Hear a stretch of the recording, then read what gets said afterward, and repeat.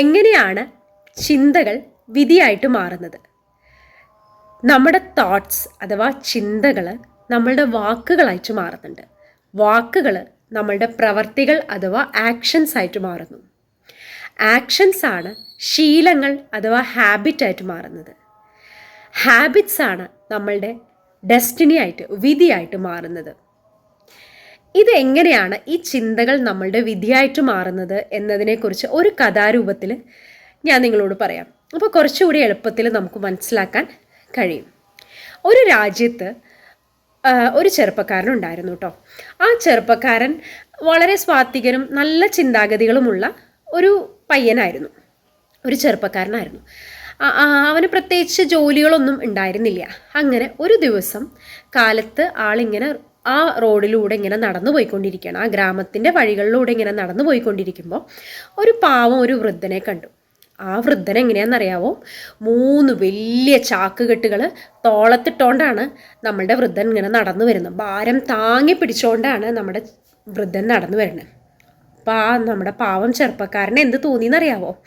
സഹതാപം തോന്നി. കാരണം എന്തോരം പ്രായമായ ആളാണ് ഈ ഭാരമുള്ള ചാക്കുകെട്ടുകൾ തൂക്കി നടന്നു വരുന്നത്. അപ്പം സഹായിക്കാമെന്ന് ചിന്തിച്ച് നമ്മളുടെ ചെറുപ്പക്കാരൻ ആ വൃദ്ധൻ്റെ അടുത്ത് പോവാണ്. ഞാൻ നിങ്ങളെ സഹായിച്ചോട്ടെ എന്ന് ചോദിക്കണം. അപ്പോൾ നമ്മുടെ വൃദ്ധൻ കുറച്ച് സംശയത്തോടെയാണ് നോക്കുന്നത്. കാരണം ആരെയും വിശ്വസിക്കാൻ പറ്റില്ലല്ലോ. ഇനി എൻ്റെ ചാക്കുകെട്ടുകൾ എങ്ങാനും സഹായിക്കാമെന്ന് പറഞ്ഞിട്ട് എടുത്തിട്ട് പോയാലോ എന്നൊരു ഭാവമായിരുന്നു നമ്മളുടെ വൃദ്ധനുണ്ടായിരുന്നത്. പക്ഷെ അദ്ദേഹത്തിന് അത് തൂക്കാനുള്ള ബുദ്ധിമുട്ടുമുണ്ട്. അപ്പോൾ ശരി, ഓക്കെ, ഞാൻ സമ്മതിക്കാം. ഞാൻ ഒരു ചാക്ക് നിനക്ക് തരാം, തൂക്കാൻ തരാം. അതിന് ഞാൻ നിനക്ക് 2 സ്വർണ്ണ നാണയം തരാമെന്ന്. അപ്പോൾ നമ്മുടെ ചെറുപ്പക്കാരന് വളരെ സന്തോഷമായി. കാരണം വർക്കുകളൊന്നും അധികം ഇല്ല നമ്മുടെ ചെറുപ്പക്കാരന്.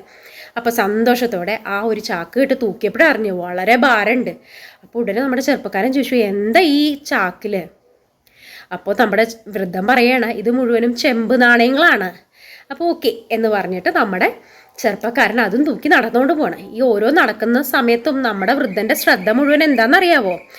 ഈ ചെറുപ്പക്കാരൻ എങ്ങാനും ഈ വലിയ സഞ്ചി എങ്ങാനും എടുത്തിട്ട് ഓടിയാലോ എന്നുള്ള ചിന്തയിൽ നോക്കുന്നത് നമ്മുടെ ചെറുപ്പക്കാരൻ ശ്രദ്ധിക്കുന്നുണ്ട്. അപ്പോൾ നമ്മുടെ ചെറുപ്പക്കാരൻ അത് മനസ്സിലാവുന്നുണ്ട്. കാരണം വൃദ്ധൻ ഇടയ്ക്കിടയ്ക്ക് എന്നെ നോക്കുന്നുണ്ട്. പക്ഷെ നമ്മുടെ ചെറുപ്പക്കാരൻ്റെ മനസ്സെങ്ങനെയാണ്? വളരെ നല്ല നല്ല ചിന്താഗതിയുള്ള ഒരു വ്യക്തിയായിരുന്നു നമ്മുടെ ഈ ചെറുപ്പക്കാരൻ. അപ്പോൾ ഇങ്ങനെ നടന്നുകൊണ്ട് ഇങ്ങനെ പോവുകയാണ് നമ്മുടെ ചെറുപ്പക്കാരൻ. അപ്പോൾ ഒരു പുഴ കടക്കാനുണ്ടായിരുന്നു. ആ പുഴ കടക്കാൻ പോകുമ്പോൾ ഈ വൃദ്ധന് വീണ്ടും ബുദ്ധിമുട്ടാണ്. ഈ 2 ചാക്ക് കെട്ട് തൂക്കിയിട്ട് എങ്ങനെയാണ് ഈ ഒരു പുഴ കടക്കുക? ആ സമയത്ത് എന്താ ഉണ്ടായേ? നമ്മുടെ ചെറുപ്പക്കാരൻ സുഖമായിട്ട് പുഴയിലേക്ക് കടന്നു. തിരിഞ്ഞു നോക്കുമ്പോൾ വൃദ്ധൻ അവിടെ നിൽപ്പാം. അപ്പോൾ ചെറുപ്പക്കാരൻ തിരിഞ്ഞു പറഞ്ഞു, ഞാനൊരു ചാക്ക് കൂടി എടുക്കാം. അപ്പോൾ വൃദ്ധന് വീണ്ടും സംശയമായി, ഇവനെങ്ങാനും എൻ്റെ നിന്ന് ഇത് എടുത്തിട്ട് പോവോ എന്നുള്ള ഭയം ആ കണ്ണുകളിലുണ്ട്. പ്രായമായതല്ലേ, കണ്ണുകളിൽ ആ ഭയമുണ്ട്. പക്ഷെ ചെറുപ്പക്കാരൻ ഓക്കെ എന്ന് പറഞ്ഞിട്ട് ആ ചെറുപ്പക്കാരൻ ആ 2 ചാക്കും തൂക്കി തോളത്തിട്ടിട്ട് നടക്കാൻ തുടങ്ങി. അപ്പോൾ നമ്മുടെ വൃദ്ധൻ പറഞ്ഞു, ഞാൻ ഇതിനും ഒരു 2 നാണയം തരാം, സ്വർണ്ണ നാണയം തരാമെന്ന്. അപ്പോൾ ചെറുപ്പക്കാരൻ ഒന്നുകൂടെ സന്തോഷമായി. അങ്ങനെ ആ പുഴ കടന്നു. അത് കഴിഞ്ഞ് കുറച്ച് കഴിഞ്ഞപ്പോൾ ഒരു മല കയറാനുണ്ടായിരുന്നു. എന്താ ചെയ്യുക, മല കയറാൻ ഈ പാവം വൃദ്ധനെ കൊണ്ട് സാധിക്കില്ല. അപ്പോൾ ചെറുപ്പക്കാരൻ പറഞ്ഞു, ഞാൻ ആ സഞ്ചി കൂടെ ആ ചാക്ക് കെട്ട് കൂടെ ഞാൻ എടുത്തോണ്ട് എന്ന് പറഞ്ഞു.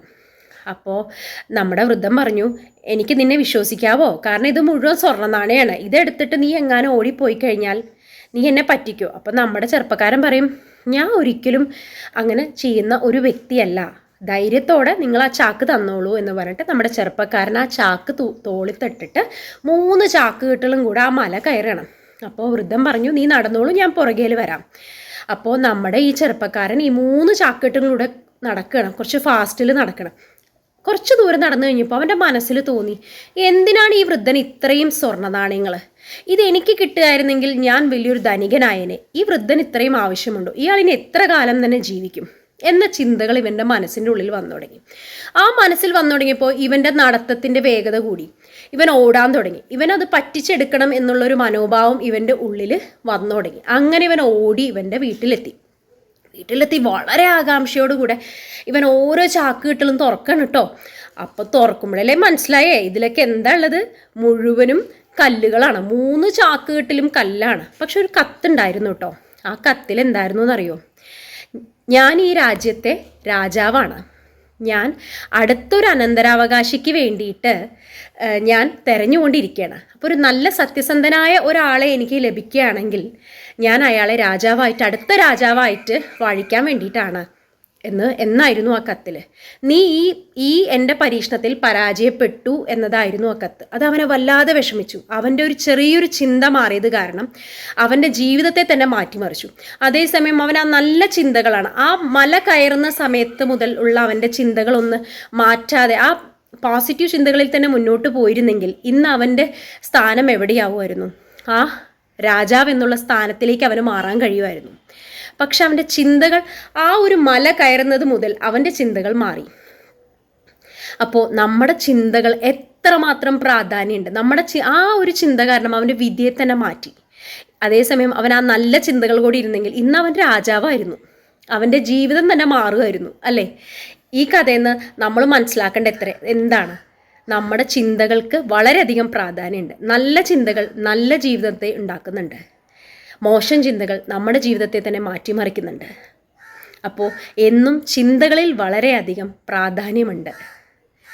അത് കാരണം ഇന്നു മുതൽ നിങ്ങളുടെ ചിന്തകൾ എന്താണ്? എൻ്റെ ചിന്തകൾ നാളെ വിധികളാണ്, നമ്മുടെ വിധിയായി മാറുന്നുണ്ട്. ഓരോ ചിന്തകളും വാക്കുകളായിട്ട് മാറുന്നു, വാക്കുകൾ പ്രവൃത്തികളായിട്ട് മാറുന്നു, പ്രവൃത്തികൾ ശീലങ്ങളായിട്ട് മാറുന്നു, ശീലങ്ങളാണ് നമ്മളുടെ വിധിയായിട്ട് മാറുന്നത്. അപ്പോൾ ഈ ഒരു കാര്യം എന്നും മനസ്സിലുണ്ടാവട്ടെ. നിർത്തുന്നു. Thank you.